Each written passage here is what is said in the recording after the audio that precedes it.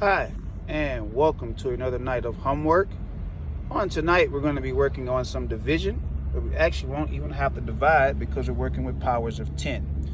So if you look at this first example, all right, the quotient, the answer is 4 and 5600. So I have to figure out what made this equal to 4 and 5600. So I had to move my decimal 2 places to the left because this has 2 zeros.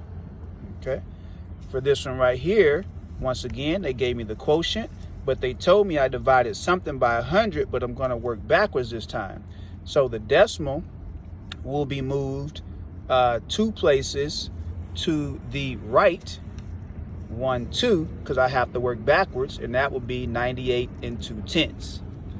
All right, for this one right here, once again, they've given me the quotient of 32 and 7/10 divided by 10.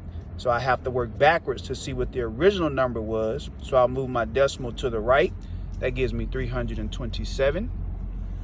For this one right here, this time I'm looking for the quotient. All right. So I start off with 32, and I have to move my decimal 3 times to the left, 1, 2, 3, to figure out what my quotient would be, which would be 32 thousandths.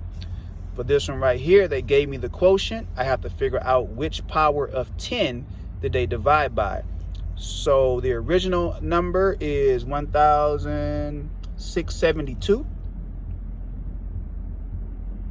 Okay, so I have to move my decimal over 1, 2, 3 times to get to 1 and 672 thousandths. So I divided by 1000. So we really don't even have to divide. We just got to figure out which way and how many times to move the decimal.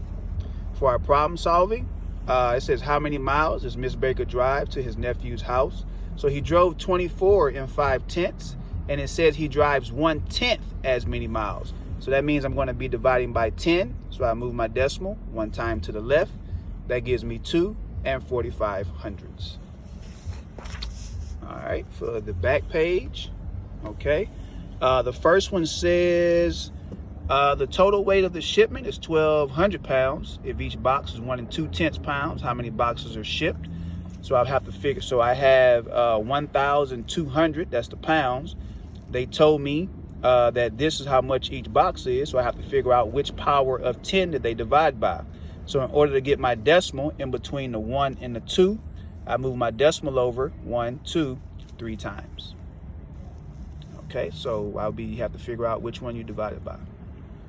For this one right here, we're supposed to use this chart to help us solve these problems. So the first one asks us about the almonds, which is 750 and 2/10, and it's a large bag. So the large bag, I take, it makes 10 large bags of granola for a 100 size snack.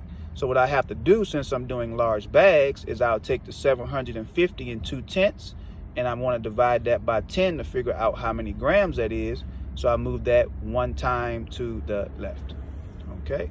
And then for this one right here, I'm going to find the sum, find the total for the oats and the sunflower seeds. That's 3,450. I have a large bag, so I'm going to divide that by 10.